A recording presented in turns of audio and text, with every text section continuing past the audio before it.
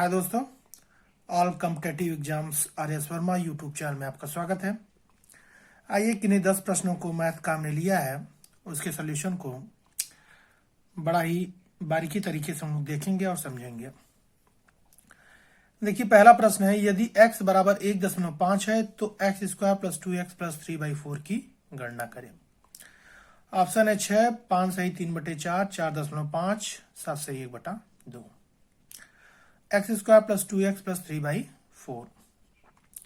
तो x की जगह पर हम क्या कर देंगे, 1.5 को रख देंगे तो 1.5 का स्क्वायर हो जाएगा प्लस 2 गुणे 1.5 प्लस 3/4 हो जाएगा।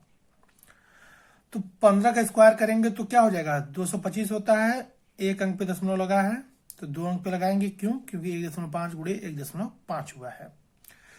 प्लस 15 का 2 से गुणा करेंगे तो 30 आ जाएगा, 30 पे एक अंक पे दशमलव लगा देंगे तो 3 हो जाएगा। प्लस 3 में 4 का भाग करेंगे तो 0.75 आएगा।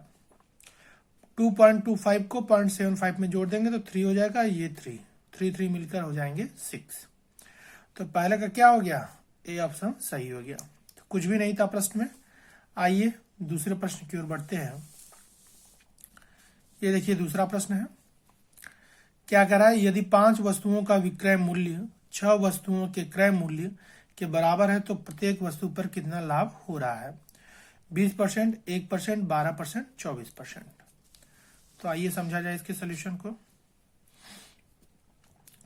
तो 5 वस्तुओं का एसपी यानी विक्रय मूल्य बराबर है किसके, 6 वस्तुओं के क्रय मूल्य के, सीपी के।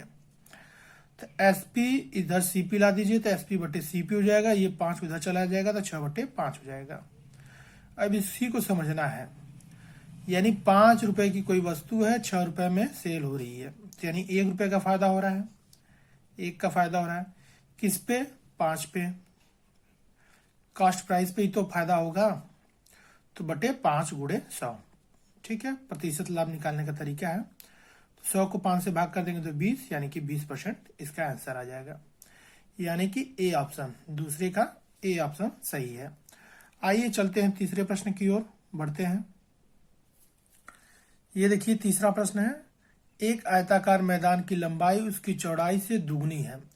यदि मैदान का क्षेत्रफल 288 वर्ग मीटर है तो मैदान की लंबाई है 14 मीटर, 12 मीटर, 24 मीटर, 15 मीटर। देखिए लेंथ जो है वो चौड़ाई यानी ब्रीथ का दोगुना है, ठीक है। तो ये बी जो है उधर लाएंगे तो L/B हो जाएगा बराबर 2/1 बचेगा इधर, ठीक है। 1 हर एक के नीचे होता है इसलिए 2/1 बचा। ये लेंथ है, ये ब्रीथ है यानी चौड़ाई है, उनका रेशियो जो है 2:1 के रेशियो में है। फिर कह रहा है कि उनका जो क्षेत्रफल है, लंबाई गुणे चौड़ाई, क्षेत्रफल होता है 288 है, तो लेंथ 2x ले लिए, चौड़ाई x ले लिए, बराबर का 288 कर दिए। 2 से काटे तो 288 को 144 आ गया, तो x स्क्वायर हो जाएगा बराबर का 144। तो x की वैल्यू कितनी आ जाएगी, 12, ठीक है, मीटर नहीं है, 12 आएगा। तो लेंथ पूछा है, तो लेंथ कितना है, 2x है, तो 2 गुणे 12 यानी कि 24 मीटर। यानी इस प्रश्न का जो है तीसरे का सी विकल्प सही है। आइए चौथे प्रश्न की ओर बढ़ा जाए। ये देखिए चौथा प्रश्न है, एक सूटकेस को 570 रुपए में बेचने पर एक व्यापारी को 5% की हानि हुई। 5% लाभ कमाने के लिए इसे किस दाम पर बेचना चाहिए। ऑप्शन है 850 रुपए, 620 रुपए, 630 रुपए, 650 रुपए। अब देखिए 5% का मतलब है 5/100, यानी कि काटेंगे तो 1/20, 5 से 100 को काट देंगे तो 20 यानी 1/20। ये जो होता है सीपी होता है, 20 रुपए पर 1 रुपए का घाटा, 20 रुपए पर जब 1 रुपए घाटा होगा यानी 19 रुपए में उसको सेल किया है। ये कॉस्ट प्राइस है, ये सेलिंग प्राइस है, लेकिन वास्तव में वो बेचा कितना है, 570 का बेचा है, 19 का नहीं बेचा है, 570 का बेचा है। तो देख लीजिए कितने गुना पर है, 570 में भाग कर देंगे 19 का तो 30 गुना पर है, तो सीपी भी 30 गुना पर होगा। तो 20 गुणे 30 कर देंगे तो 600 रुपए उसका कॉस्ट प्राइस आ जाएगा। यानी 600 की वस्तु 570 का बेच रहा था तो उसको 5% का घाटा लग रहा था। अब 5% का उसको मुनाफा चाहिए। तो देखिए एक अंक पे जब दशमलव लगाएंगे तो वो 10% को बताता है, यानी 10% 60 की वैल्यू है, ठीक है।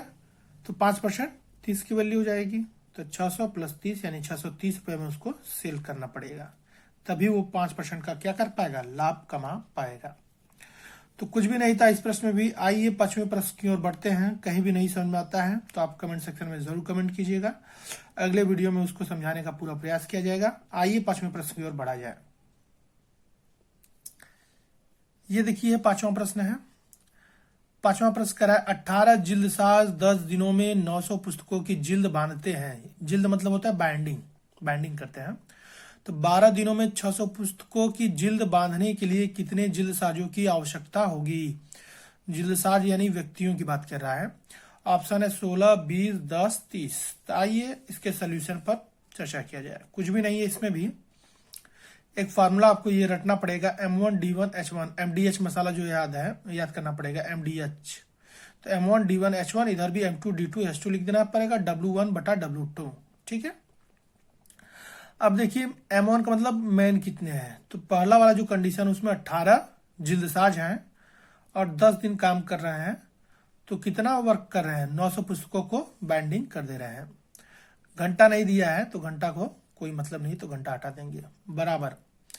अब इसमें जिल्दसाजों की संख्या पूछ रही है, यानी M2 की वैल्यू पूछ रही है, जो कि 12 दिन वो काम करते हैं और 600 पुस्तकों को बाइंडिंग करते हैं। ठीक है, यही है। अब देखिए 2 जीरो इसका काट दीजिए, 2 जीरो इसका, नीचे का नीचे कट जाता है। ठीक है, क्योंकि अकेले अकेले हैं। अब देखिए 6 से 12 काटेंगे, 2 जीरो इसका कट गया। फिर 9 से 18 को काटा हमने तो 2 बार में कट गया। 2 को 12 काटेंगे तो 6 बार में, 6 से कट गया, बचा कितना, 10। M2 की वैल्यू जो आ गई 10। ठीक है, यानी कि जो जिल्दसाज हैं व्यक्तियों की संख्या है वो 10 होंगी, यानी कि सी ऑप्शन, 5वें का सी ऑप्शन। आइए 6ठे प्रश्न की ओर बढ़ा जाए। ये देखिए 6वां प्रश्न है, यदि एक वृत्त का व्यास दोगुना कर दिया जाए तो उसका क्षेत्रफल हो जाएगा पाई स्क्वायर गुना 2 गुना 2 पाई गुना 4 गुना।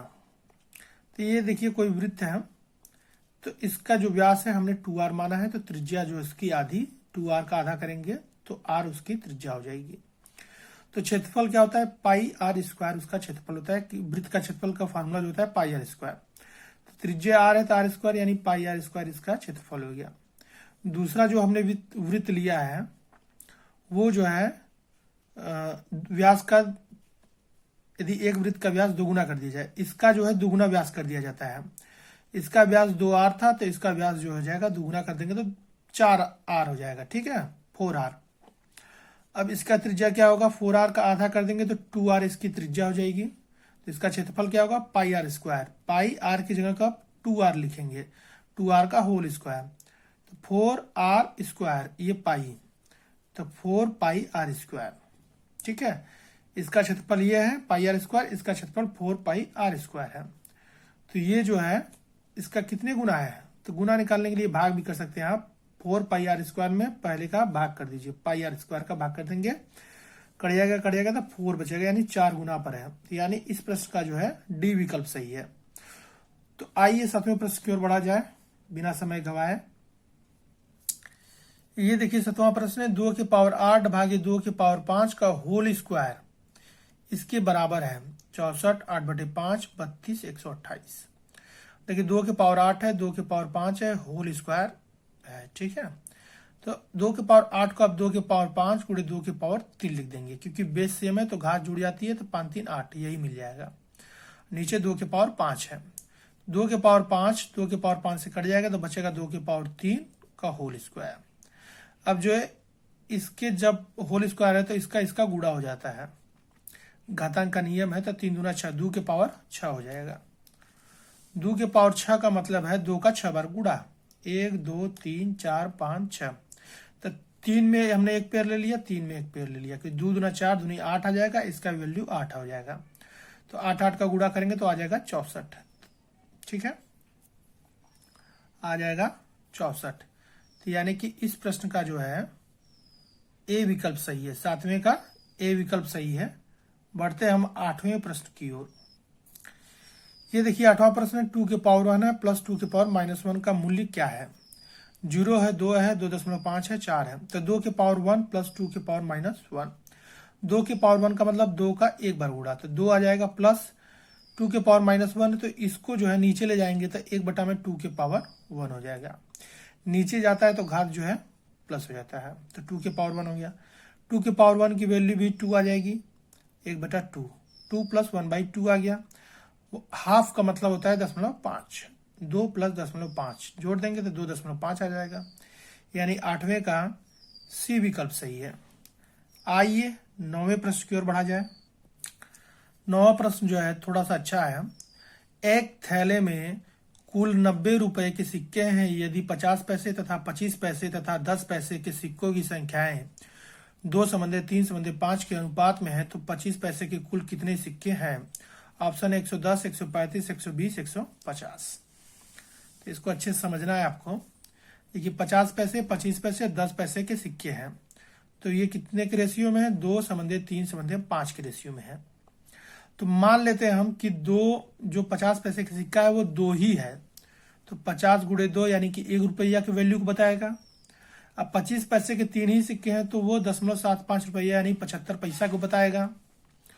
और 10 पैसा का 5 सिक्का है तो वो 0.50 यानी कि 50 पैसा को बताएगा, यानी रुपया बदल देंगे तो 0.50, 0.75 रुपया, ये सब रुपया में चेंज हो गया है। ठीक है, अब इसको आप जोड़ेंगे तो 2.25 रुपया आएगा, लेकिन वास्तव में है कितना? कुल टोटल 90 रुपया है, तो 90 रुपया के बराबर कर देंगे। तो 2.25 को आप लिख सकते हैं 225/100।